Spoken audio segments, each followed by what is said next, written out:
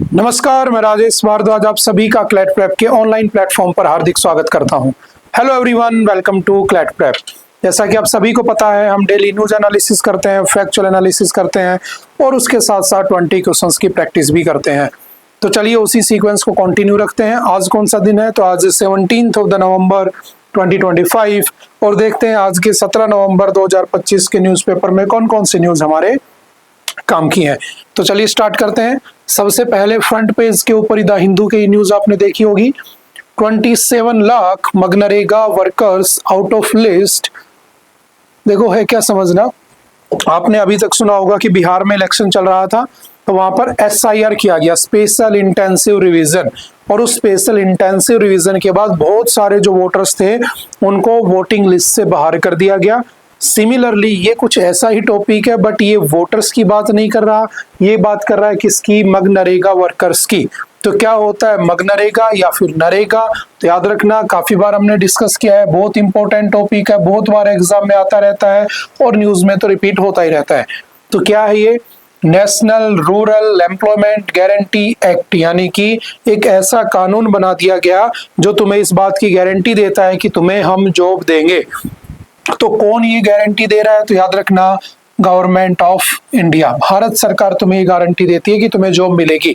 कितने दिन की जॉब मिलेगी? तो अगर मैं कहता हूं साल में 365 दिन होते हैं तो 100 डेज आपको क्या मिलेगा? काम मिलेगा, रोजगार मिलेगा, इस बात की गारंटी दी जाती है। अगर आपको काम नहीं मिलता है, अगर आप अप्लाई कर देते हो उसके विद इन 15 डेज तो आपको पैसा मिलेगा, बिकॉज ये आपको गारंटी देता है। तो इसको लाया ही क्यों गया था, कब लाया गया था, वो जस्ट बातें हमने पढ़ी हुई हैं, ठीक है। 2005 में आ जाता है, ठीक है। जब लाया गया था तो क्यों उसकी नीड थी? तो देखो इससे बहुत सारे बेनिफिट है कि जो लोग माइग्रेट कर जाते हैं गाँव से, देखिए याद रखना ये सिर्फ रूरल इलाके के लिए था, इस बात को ध्यान रखना। हालांकि बहुत बार ये डिबेट होती है, ये डिस्कशंस होते हैं कि भाई हमें इसको अर्बन एरियाज में, शहरों में भी लागू कर देना चाहिए, ठीक है। तो गांव में क्या होता है, बहुत सारे जो लोग होते हैं बेसिकली अनस्किल्ड जो वर्कर होते हैं, उन लोगों के लिए इसको लाया गया था कि वो काम कर सकते हैं कितनी रेंज में? तो विद इन 5 किलोमीटर रेंज, यानी कि अपने घर से 5 किलोमीटर की रेंज में उनको कोई भी काम करवा दिया जाएगा। जैसे पानी की टंकी बना रही है सरकार को, ठीक है, सड़क बिछानी है सरकार को, तालाब बनाने हैं तो खड्डे खुदवा लिए गए उनसे, तो ये सारे काम करवाए जाते हैं। तो इससे होता क्या है कि रूरल डेवलपमेंट भी होता है, समझ गए, वहां पर कहीं ना कहीं अपलिफ्टमेंट भी होता है किसका? जो अनस्किल्ड लोग हैं। और मेजरली याद रखना ये क्या है? तो वुमेन सेंट्रिक है, ध्यान रखना। सबसे ज्यादा, इवन 1/3 तो छोड़ो आप, हाफ 50% से ज्यादा इसमें कौन काम करती हैं? वुमेन काम करती है। क्यों? क्योंकि इसकी रेंज 5 किलोमीटर है, तो दूर अगर जाना होगा मोर देन 5 किलोमीटर तो पैसा तो मिलता है एक्स्ट्रा, बट जो महिलाएं होती हैं उनके लिए अच्छा है, और जो मेल होते हैं वो तो कहीं दूर जाकर भी काम कर सकते हैं, समझ गए। तो और ऐसा भी नहीं है कि आप घर में एक ही मेंबर उसमें जॉब कर सकता है, ध्यान रखना। आप अगर घर में 5 आदमी हो, 10 आदमी हो, बस कंडीशन क्या है? मोर देन 18 ईयर, आपकी जो एज है वो मिनिमम एज 18 साल होनी चाहिए। आपकी फैमिली के सारे मेंबर्स जो 18 प्लस हैं वो इसमें काम कर सकते हैं। डेली वेज आपको दिया जाएगा, गारंटी दी जाती है कि आपको हम रोजगार देंगे, आपको हम खाना देंगे। क्योंकि कौन सा आर्टिकल है? तो DPSP का हमने काफी बार डिस्कस किया है। आर्टिकल नंबर कौन सा है? 43, जिसमें लिविंग वेज की भी बात होती है कि गवर्नमेंट जो है आपका स्टेट वो है वो ऐसे प्रोविजंस बनाएगा जिससे आपको लिविंग वेज मिले। तो कम से कम 100 दिन अगर आप पैसा कमा पा रहे हो तो खाने लायक पैसा हो गया आपके पास। उसके साथ साथ आर्टिकल 41 जिसमें राइट है आपका, राइट टू वर्क, जो आपको स्टेट देगा। बट स्टेट दे या ना दे ये जरूरी नहीं है, because DPSP's directive principle of state policy में लिखी हुई बातें ये किसी भी कोर्ट के द्वारा एनफोर्सेबल नहीं होती हैं। मर्जी है, दे तो दे, ना दे तो ना दे, समझ गए। तो ये न्यूज में क्यों रहता है? अब तो देखो कई बार क्या होता है कि जो सरपंच होता है वो क्या करते हैं, वही जो चीज होती है उसे बार बार दिखाकर पैसा ले लेते हैं। ठेकेदार जो होता है उसको फिर फॉर्च्यूनर भी लेनी होती है, स्कॉर्पियो भी लेनी होती है, तो क्या करते हैं वो लोग? काम करवाएंगे 20 लोगों से, दिखा देंगे 100 लोगों से, 80 लोगों का काम एक JCB से करवा दिया। तो बीच में सरकार के पास जब ये बातें आने लगी कि करप्शन बहुत होता है, तो सरकार ने इसके बजट में बहुत ज्यादा कमी कर दी। फिर बजट बढ़ा दिया गया, इस बार लगभग 80,000 प्लस का बजट है, करोड़ का, ठीक है। अब हो क्या रहा है कि जो वेस्ट बंगाल है, उस वेस्ट बंगाल में सबसे ज्यादा प्रॉब्लम चल रही है किसमें? मनरेगा में। क्योंकि वेस्ट बंगाल में सरकार का कहना है, सेंट्रल गवर्नमेंट का, क्योंकि वहां पर गवर्नमेंट अलग अलग पार्टी है, सेंटर अलग है, वहां पर अलग है, यहाँ मोदी जी वहां ममता दीदी है ना, तो उनका कहना है कि हम जो पैसा देते हैं वो उसको कहीं और खर्च करते हैं जाकि मनरेगा में। तो उन्होंने लगभग 2022 के आसपास से तीन साल होते आए, उन्होंने क्या कर दिया था, मनरेगा को बंद ही कर दिया था ऑलमोस्ट। और अब ये डाटा निकल के आ रहा है कि लगभग 27 लाख वर्कर्स को उससे बाहर कर दिया गया ई-केवाईसी में। अब ई-केवाईसी क्यों जरूरी है? ताकि आपको डीबीटी, डायरेक्ट बेनिफिट ट्रांसफर दिया जा सके। अब डायरेक्ट बेनिफिट ट्रांसफर क्या होता है कि आपने काम किया, आप साइट पर पहुंचे, आपने सेल्फी डाल दी कि देखो आज मैं आ गया था, मैंने ये खड्डा खोद दिया, मैंने ये काम कर दिया, मैंने ये सीमेंट की टंकी बना दी है, तो आपका काम हो गया, उस हिसाब से आपको पैसा मिल जाएगा। याद रखना, पैसा आपको आपके काम खत्म होने के बाद 15 डेज के विदिन मिल जाना चाहिए, ठीक है। जैसे आपको 100 दिन का काम मिला, उसके बाद एक हफ्ते मतलब वीक टू वीक पैसा मिलता है, और अगर आपका फाइनल काम पूरा हो गया तो उसके विदिन 15 डेज आपको पैसा मिल जाएगा। ये भी इसमें प्रोविजन है, और ये सब गारंटीड है, मतलब आपको मिलेगा तो मिलेगा।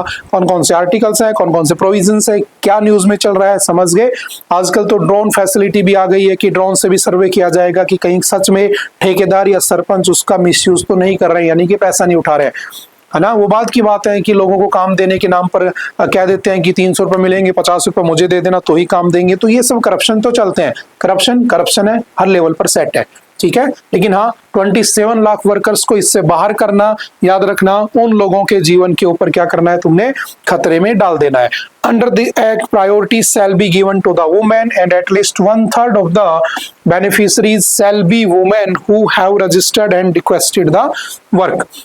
Social audit must be done by the gram sabha. याद रखना, जो ग्राम सभा होती हैं वो इसमें सुप्रीम होती हैं, वो जो बनाकर दे देंगी कि इतने लोगों ने काम किया था, इतने दिन काम किया था, पैसा उतना ही आता है, तो वो भी, और उसके अंदर होते ठेकेदार हैं, वो अलग चीज है। सरपंच हो गया, ग्राम सभा, ग्राम सचिव हो गया ना, जिसको हम बीडीओ ऑफिसर कह देते हैं, समझ गए। तो क्या है, कब आया था, किस लिए आया था, बाद में इसका नाम महात्मा गांधी रख दिया गया। मनरेगा acts as safety net particularly during the agricultural off season. जब ऑफ सीजन होता है, जब अनस्किल्ड लोगों के पास काम नहीं होता है, तो उनके लिए बहुत अच्छा होता है। Economic down turns, preventing distress, migration and rural, ठीक है, अपलिफ्टमेंट के लिए काम किया जाता है, माइग्रेशन को रोकता है।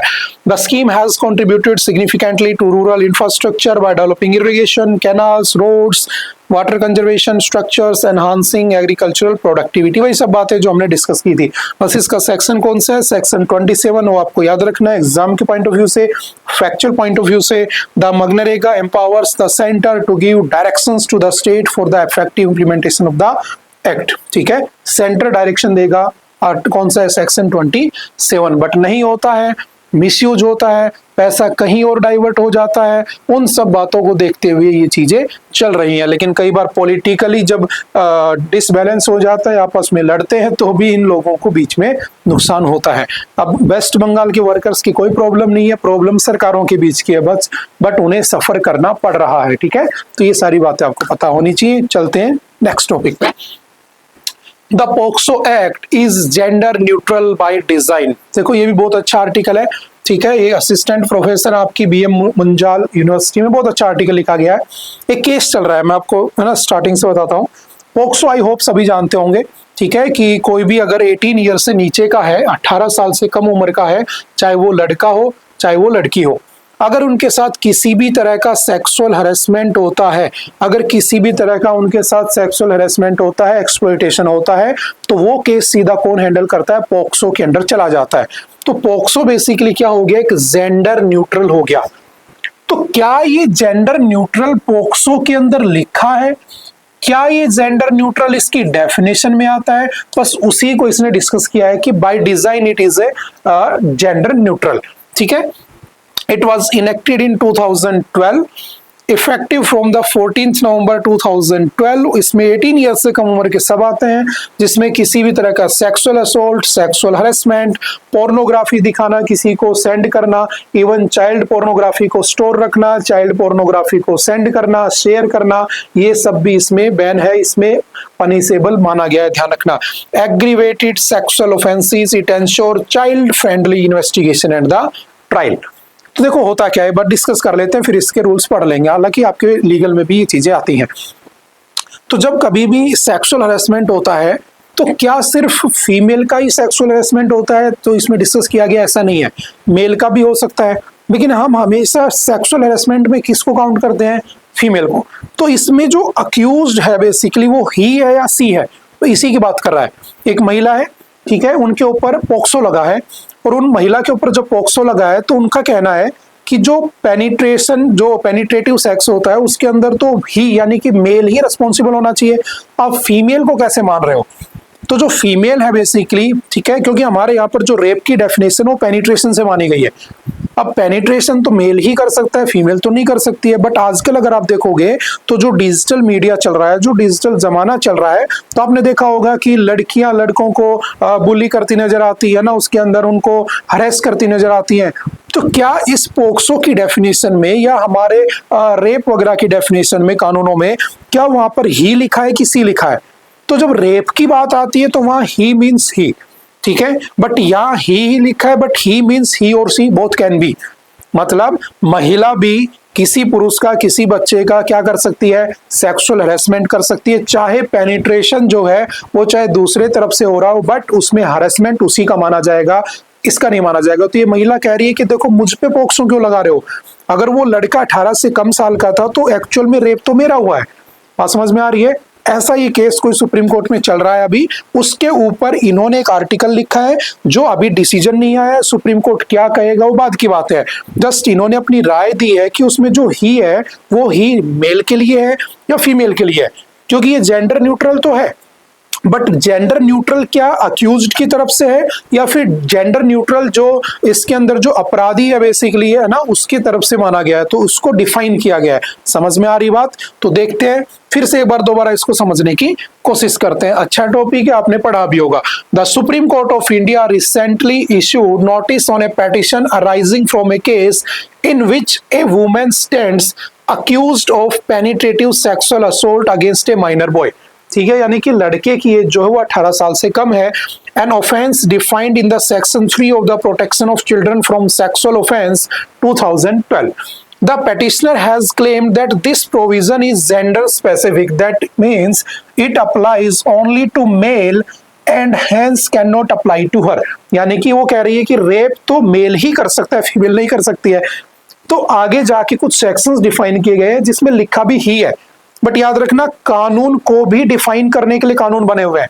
बात समझ में आ रही है? लॉ को डिफाइन करने के लिए फर्दर लॉ बने होते हैं कि उसमें ही का मतलब बोथ है या फिर ही रहेगा। तो देखते हैं आगे क्या कहता है।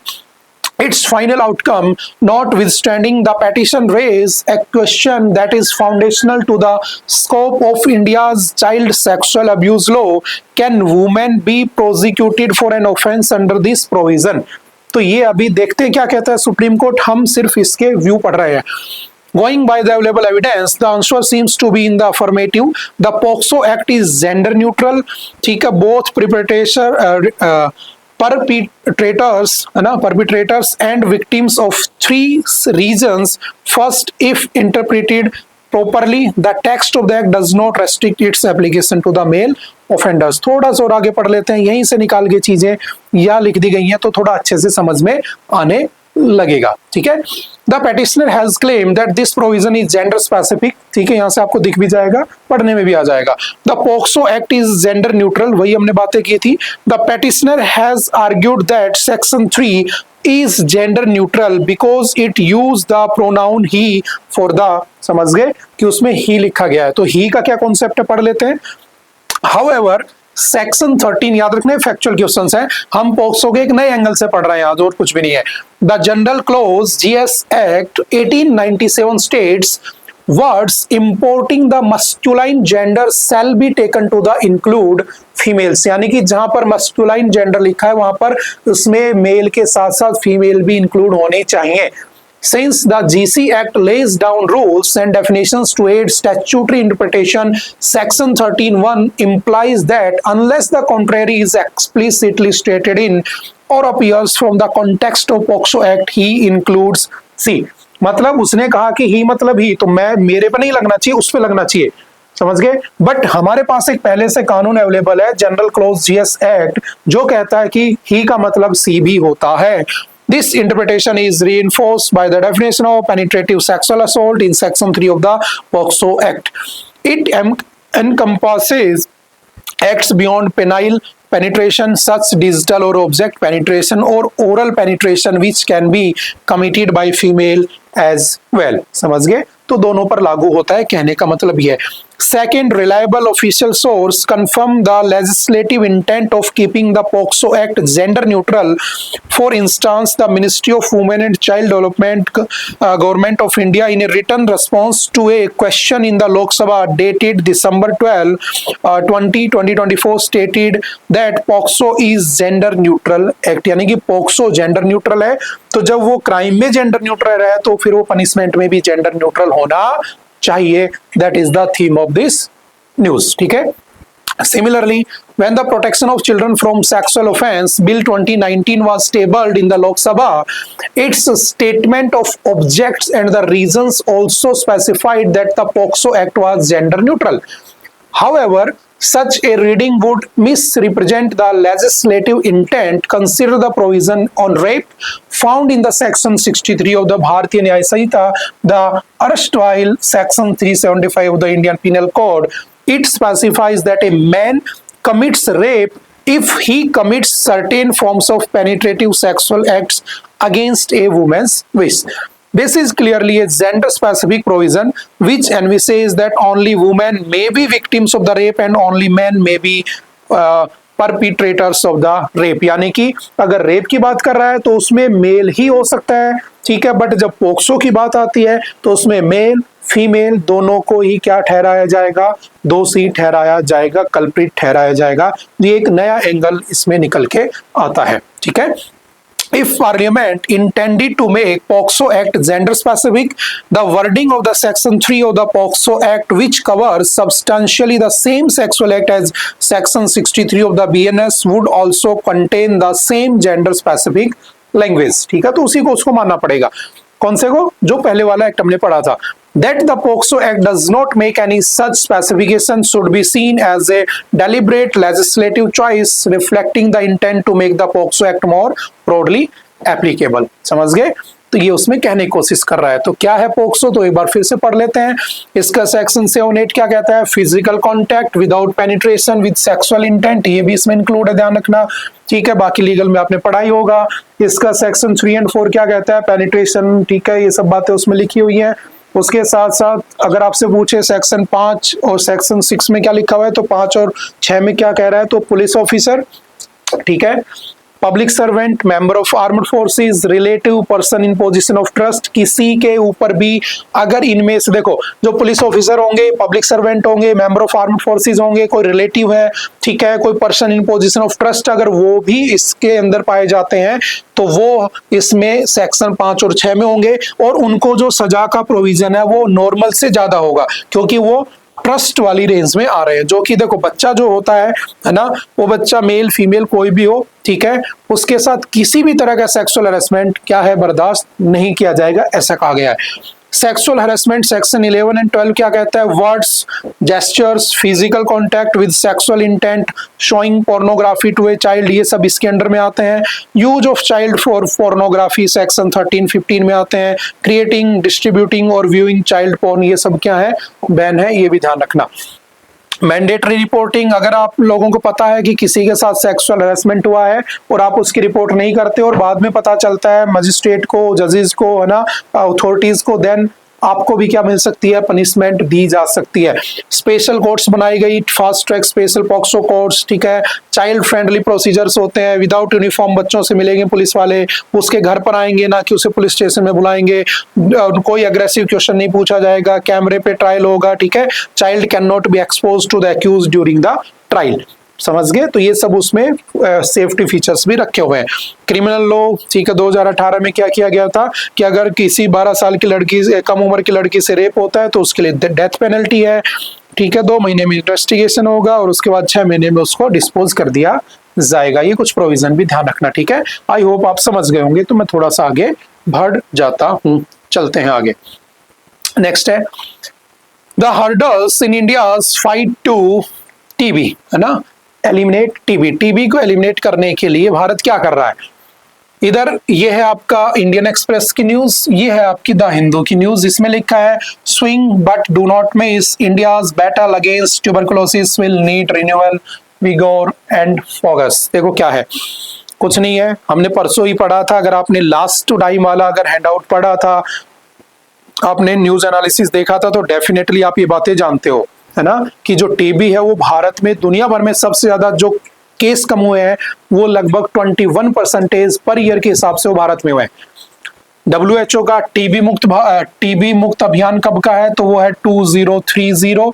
इंडिया का टीबी मुक्त भारत कब का टारगेट ईयर है, 2025।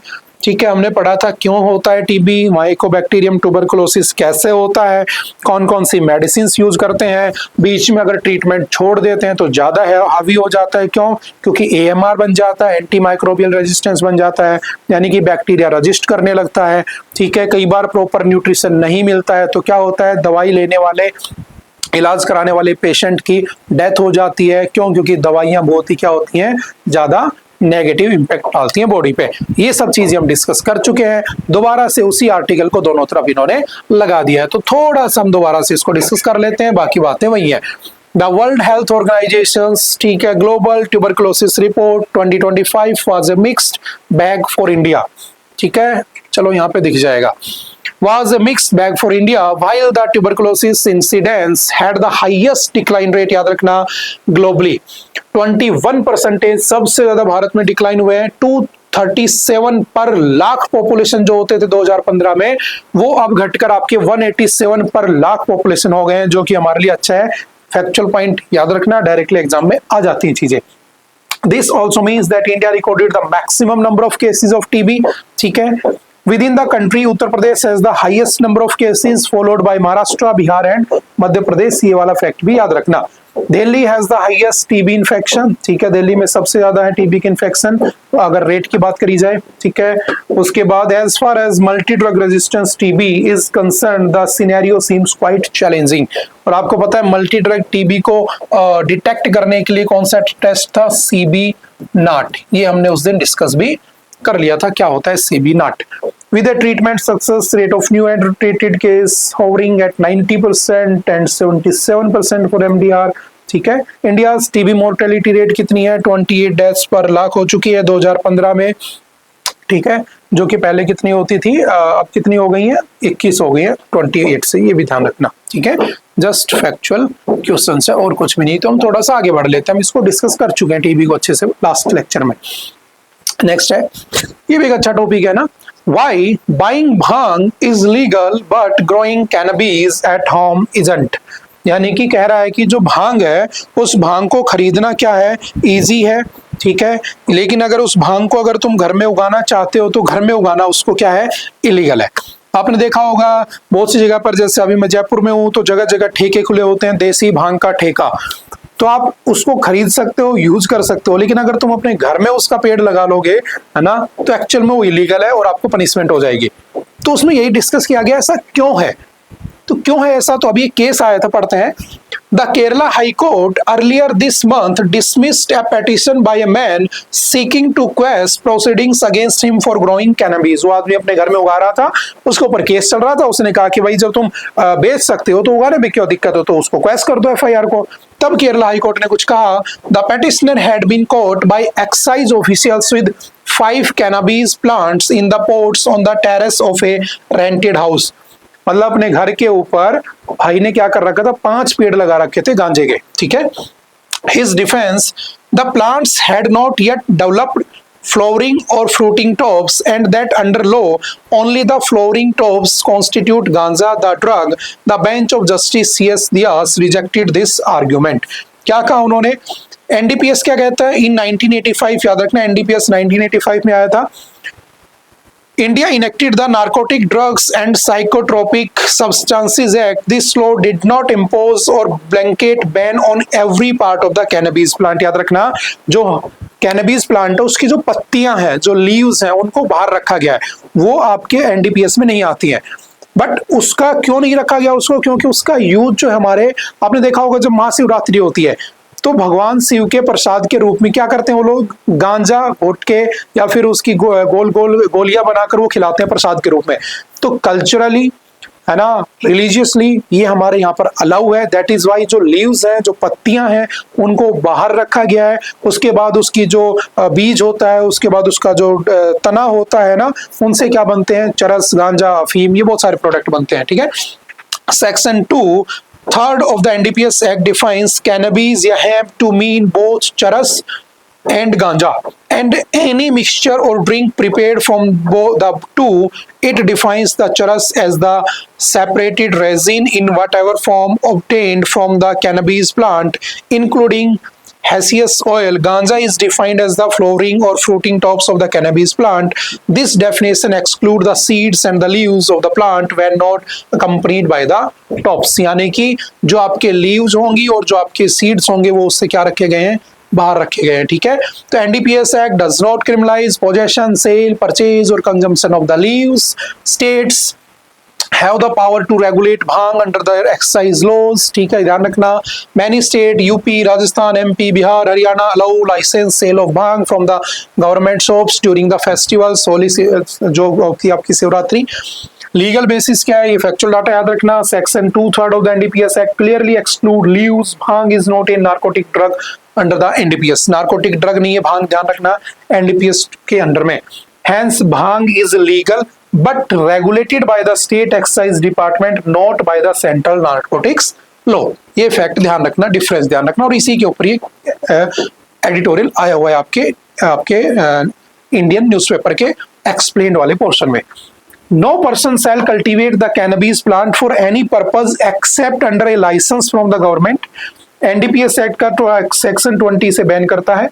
पनिशमेंट कितनी है तो याद रखना, ऑन द स्केल पे डिपेंड करता है। लगभग 10 साल तक की आपको पनिशमेंट हो सकती है और 1 लाख या उससे ज्यादा का आपको फाइन भी हो सकता है अगर आप अपने घर में उगाते हो। Bhang has been used in India for the religious and cultural practice, हमने बातें की थी। When NDPS Act was drafted in 1985, ये भी याद रखना कब बना था, 1985 में। Under the international pressure UN drug treaties, the government choose not to ban भांग। ठीक है, कल्चरल, ठीक है, बर्डन ऑन एनफोर्समेंट, ये सब बातें लिखी हुई हैं।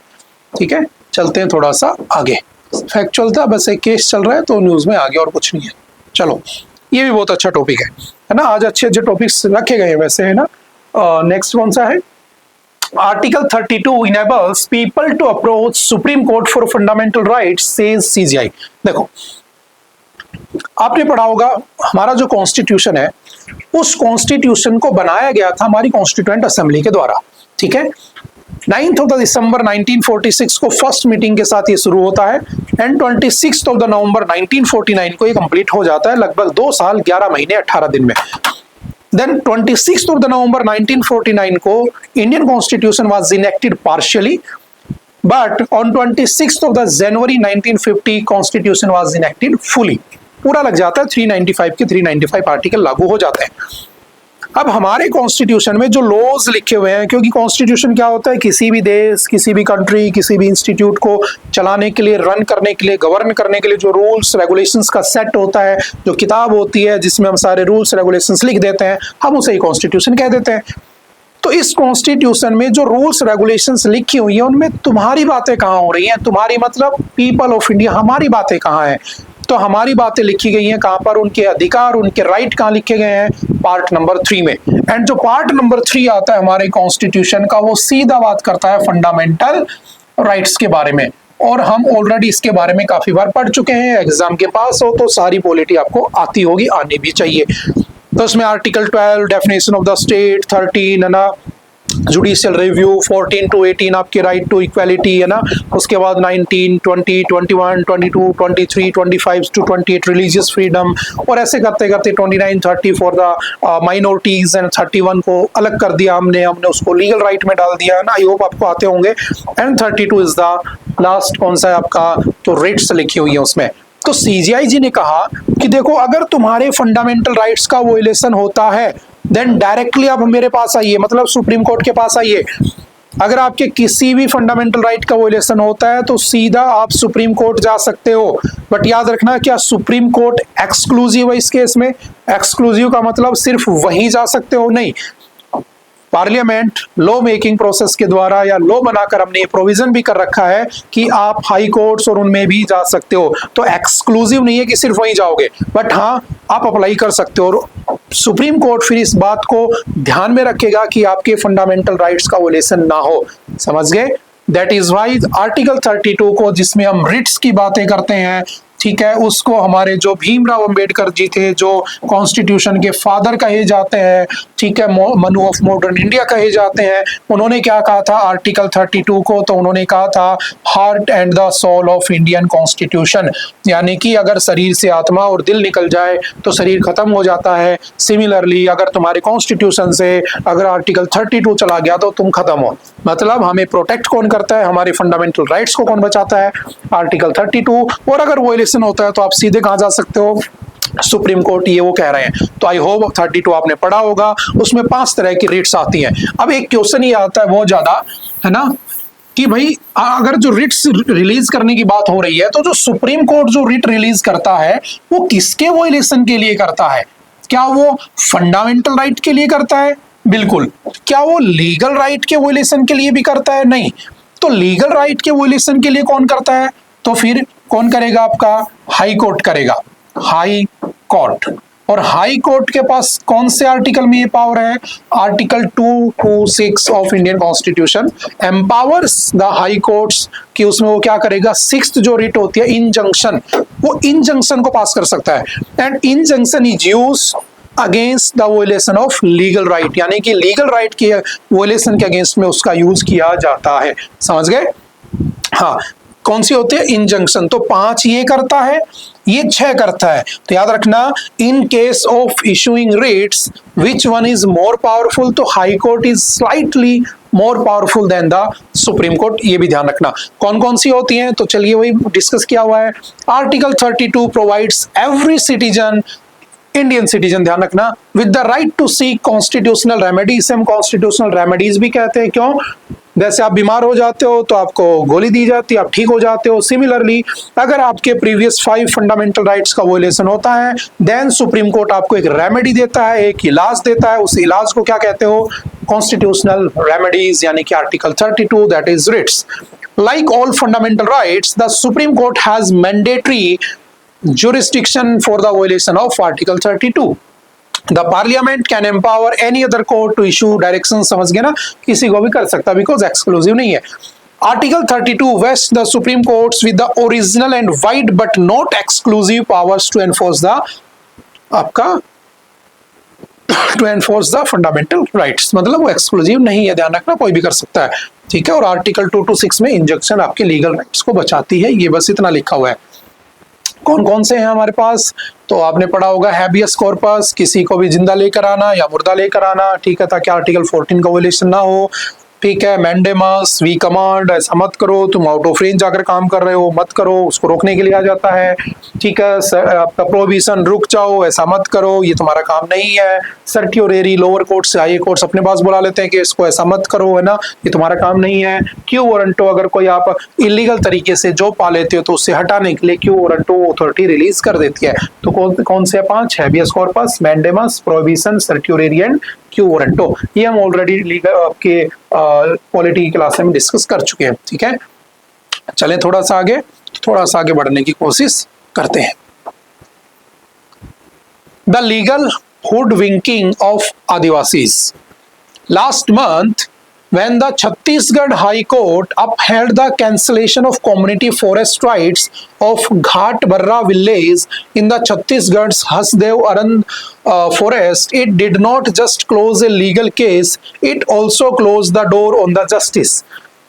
For the residents of the Ghat Barra, mostly Adivasis whose forests were taken over and felled for the Parsha East and Kanta Bashan coal mine, the ruling added insult to the injury.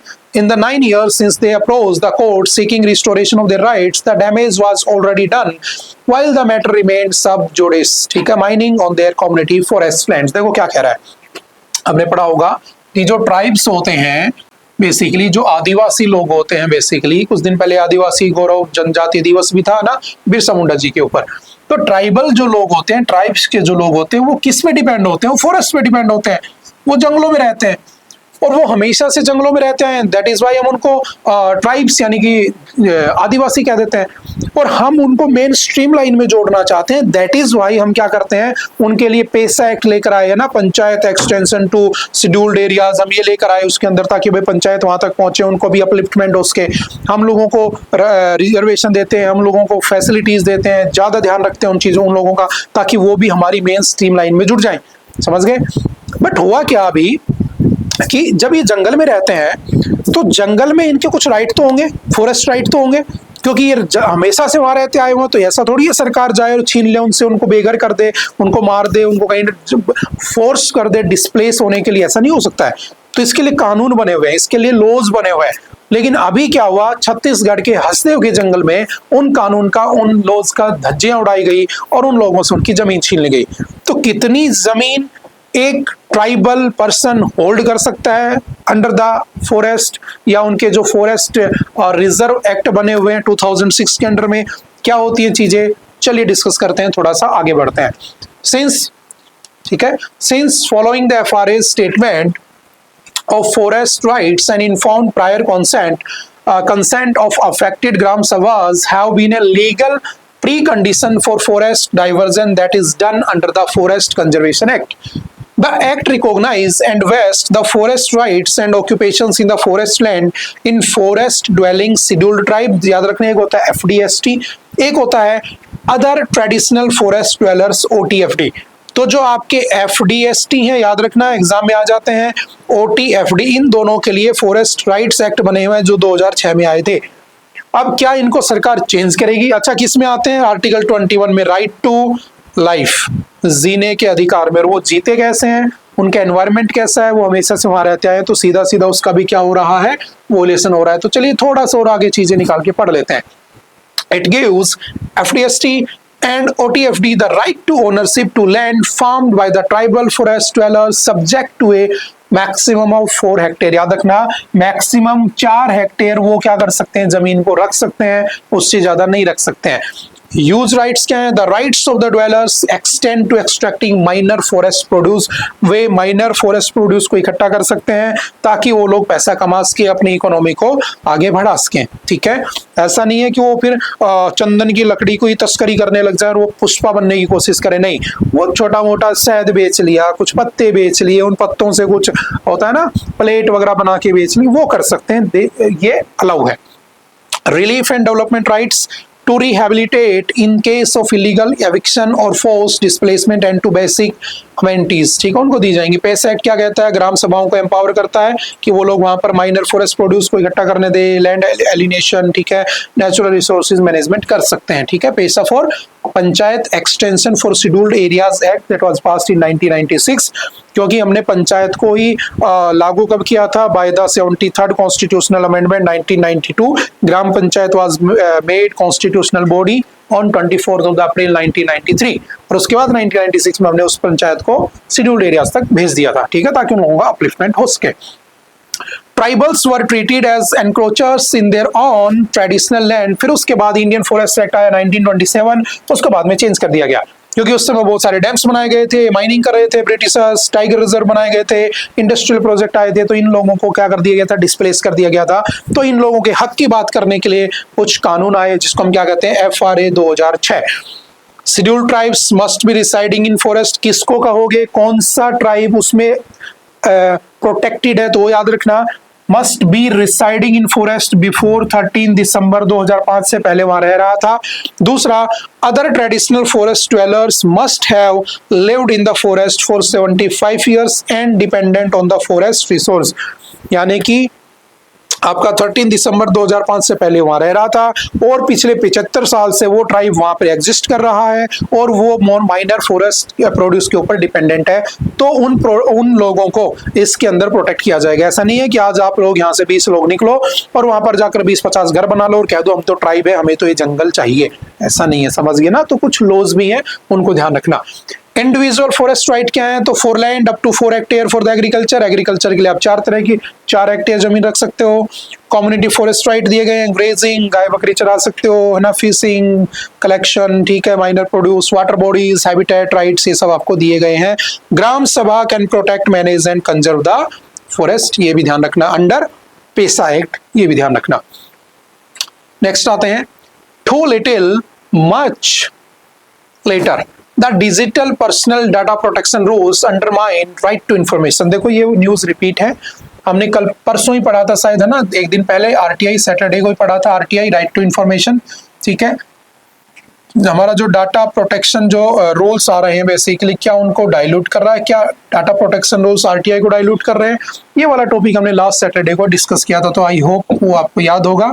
तो मैं इसको थोड़ा सा आगे बढ़ जाते हैं। ठीक है, ये हमने ऑलरेडी पढ़ लिया था उस दिन। ठीक है, कि कैसे आरटीआई में आप किसी के लिए इन्फॉर्मेशन मांगते हो, फिर वो देता है कि नहीं देता है, वो कहता है ये तो मेरी प्राइवेसी का सवाल है। तो ये सारी बातें हम ऑलरेडी डिस्कस कर चुके हैं। आई होप आपने परसों वाला लेक्चर देखा होगा। मैं थोड़ा सा आगे बढ़ जाता हूँ, रिपीट है वो news. Delhi's air a week problem in need of bold solutions. तो देखो लिखा किसने है, शशि थरूर। आई होप आप इन्हें जानते होंगे। अब देखो दिल्ली में पॉल्यूशन होता रहता है, ठीक है। अब दिल्ली में ही पॉल्यूशन होता है, क्या ये सच है? नहीं, बहुत सारे दुनिया भर के शहर हैं जो दिल्ली जैसे हालातों में हैं, बट वहां पॉल्यूशन नहीं होता है। तो एक्चुअल में पॉल्यूशन का होना, अब देखो आप लोग जैसे पढ़ रहे हो, ठीक है, आपको पता है ये डिफाइंड सिलेबस है, आपको पता है कि ये रास्ता है और इस रास्ते पर मैं चलूंगा, थोड़ा बहुत जीके पढ़ लूंगा, लीगल पढ़ लूंगा, रीजनिंग पढ़ लूंगा, और ऐसे ऐसे करके ये क्वेश्चंस आए हुए हैं प्रीवियस ईयर के, तुमने 10 साल की क्वेश्चन लगा ली और तुम्हें पता है ये रास्ता जाता है क्लैट के उस पार।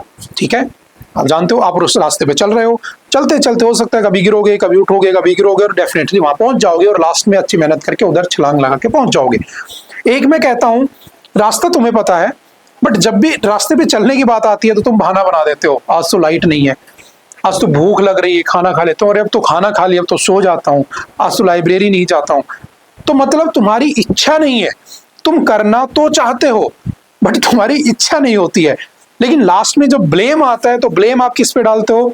तो आप जानते हो सीधा सीधा, या तो किसी इंस्टीट्यूट पे ब्लेम डालोगे या टीचर्स पे ब्लेम, होता है, नॉर्मल है। ठीक है, तो यहाँ पे यही कह रहे हैं शशि थरूर जी कि जब पोल्यूशन ऐसा नहीं होता, बीजिंग हो गया ना, बहुत बड़े बड़े शहर हैं जिनमें दवा के भर भर के इंडस्ट्रीज भरी पड़ी हैं, बट वहां तो नहीं है ऐसा। तो उन्होंने क्या कर रखा है, अपने चारों तरफ, जैसे सिंगापुर का एग्जांपल इन्होंने लिया कि सिंगापुर में चारों तरफ आप क्या कर दो, लगभग उन्होंने 33% के आसपास क्या लगा रखे, पेड़ लगा रखे हैं। तुम्हारे इंडिया में टोटल पेड़ों का जो रेशियो 21.76% पे आ रखा है ना, फॉरेस्ट का। तो वहां पर क्या होगा, आप चाहे कितना ही कर लो, कार्बन को क्या कर लिया जाएगा, एब्जॉर्ब कर लिया जाएगा, होगा ही पॉल्यूशन। लेकिन यहाँ पर क्या कहते हैं, हरियाणा से, पंजाब से, राजस्थान से, यूपी से पराली आ गई। अब इतने बुरे हालात, आप इसको पढ़ोगे, पढ़ो जरा इसको ना, हम दोबारा से इसको डिस्कस कर लेंगे। The consequences of breathing in the national capital's foul air is devastating. Long-term exposure to Delhi's toxic air can reduce life expectancy by up to 10 years. अगर आप गलती से दिल्ली में रह लिए ना, तो आप समझ लो अपनी जिंदगी, अगर तुम 70 साल की जीने वाले थे, तुम 60 साल में ही चल बसोगे, ऐसा वहां पे हालात है। लेकिन सरकार क्या करती है, जब इलेक्शन होते हैं तो यमुना भी साफ हो रही है, वो भी साफ हो रही है, हर किसी पॉलिटिकल पार्टी आ गई, और जैसे ही ये सब खत्म हो जाता है तो ना तो सुप्रीम कोर्ट कुछ कहता है, वो भी शांति से अपना केस देखने लग जाता है, ना ये पॉलिटिकल पार्टी सीएम या ये बीच में आते हैं कि हाँ भाई यहाँ पर पोल्यूशन हो रहा है। बट जैसे 5 साल बाद होता है तो फिर वो आ जाते हैं। तो एक्चुअल में ये भी एक प्रॉब्लम है कि विल नहीं है उनकी करने की। ठीक है, जस्ट एनालिसिस है, फैक्चुअल कुछ नहीं है इसमें। Factual central pollution control board कब बना था, कौन सी मिनिस्ट्री है, वो हम काफी बार पढ़ चुके हैं। ठीक है, और इसमें इन्होंने डिस्कस किया कि there is a sharp rise in asthma, ठीक है, क्रॉनिक ऑब्स्ट्रक्टिव पल्मोनरी डिजीज, यानी कि जो आपकी हार्ट से रिलेटेड डिजीज होती हैं, लंग्स से रिलेटेड डिजीज होती हैं, वो ज्यादा बढ़ रही है। इवन जो बच्चे वहां पर पैदा हो रहे हैं ना, वो भी अस्थमा के शिकार है, पैदा होते ही अस्थमा हो जा रहा है। इतने बुरे हालात यहाँ पर बताए गए हैं। ठीक है, चलो और पढ़ते हैं थोड़ा। Delhi's air pollution is not born of single source, it is the sum of many small catastrophes, geographical, meteorological and man-made, यानी कि cities such as Los Angeles, surrounded by the mountains, have faced similar challenges, but they responded with the aggressive policy, technological innovation and public engagement. Delhi must do the same. लेकिन दिल्ली में election के time ही होता है। ठीक है, अभी हमने artificial rain कराने की बात तो की थी, लेकिन वो हुई नहीं थी, वो मैटर भी खूब चला था। ठीक है, Delhi NCR has over 3.3 crore registered vehicles और इनमें सबसे ज्यादा डीजल के ट्रक जो वहां से पास होते हैं, उन डीजल के ट्रक से सबसे ज्यादा क्या होता है, पोल्यूशन होता है। तो इन चीजों की तरफ सरकार ध्यान नहीं देती है और इस वजह से ये प्रॉब्लम क्रिएट हो रही है। तो ये जो टॉपिक है आपका, ये आपका पोल्यूशन कंट्रोल बोर्ड यानी कि पोल्यूशन से रिलेटेड है। एयर पोल्यूशन एक्ट कब आया था? 1981 में आया था, ठीक है, 1981 में। वाटर पोल्यूशन 1974 में। ये वाली बातें हम काफी बार पढ़ चुके हैं, ठीक है, जस्ट रीडेबल है, ठीक है, जस्ट एनालिसिस करना था, उसका फैक्चुअल कम था, ठीक है। चलते हैं आगे। ओके, आई थिंक आज के लिए इतना ही था। आई होप कि आपको बातें समझ में आई होंगी। फिर भी अगर किसी तरह का कोई डाउट रहता है तो आप एनी टाइम आकर मिल सकते हैं, पूछ सकते हैं और अपने डाउट को क्लियर कर सकते हैं, ठीक है। ओके, बाय बाय, मिलते हैं दोबारा से नेक्स्ट किसी लेक्चर में। Okay, thank you, have a nice day.